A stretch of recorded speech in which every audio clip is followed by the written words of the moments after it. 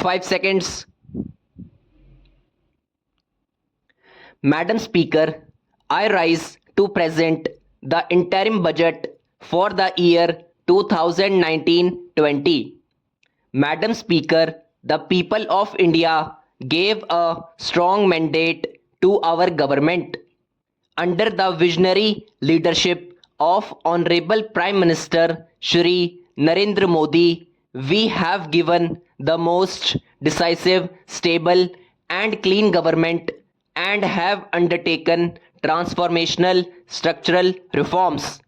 We have reversed the policy paralysis engulfing the nation and have restored the image of the country.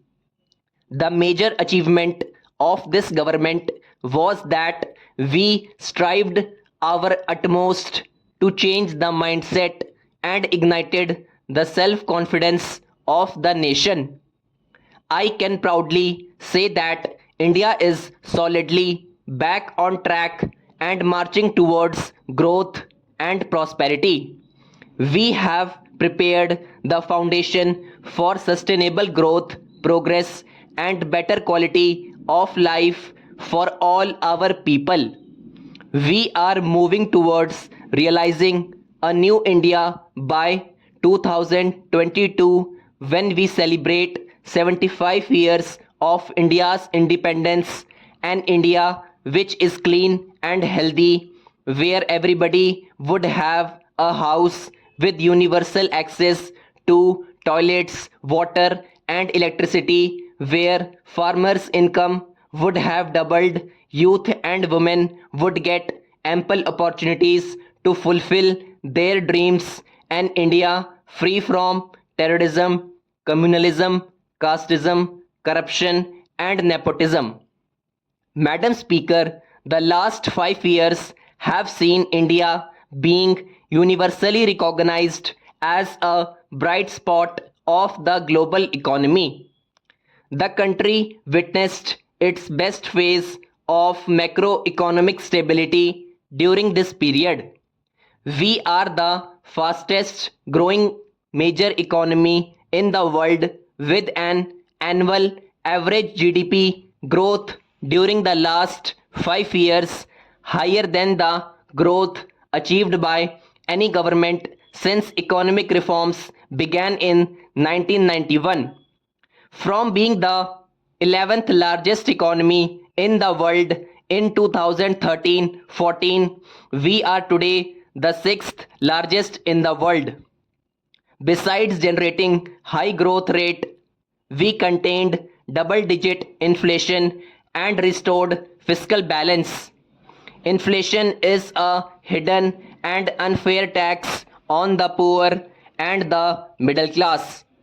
The average rate of inflation during 2009-2014 was a back-breaking 10%. The then Prime Minister admitted as much when he said, "We have also not been as successful in controlling persistent inflation as we would have wished. This is primarily because food inflation has increased. In contrast, our government broke the back of back-breaking inflation. We brought down average inflation to 4.6%, which is lower than any other government. From the high of almost 6% 7 years ago, the fiscal deficit has been brought down to 3.4% in 2018-19. The current account deficit against a high of 5.6% 6 years ago is likely to be only 2.5% of GDP this year. We contained the fiscal deficit notwithstanding the Finance Commission's recommendations, increasing the share of the states from 32% to 42% in central taxes, which we accepted in true spirit of cooperative federalism, thereby transferring significantly higher amounts to the states.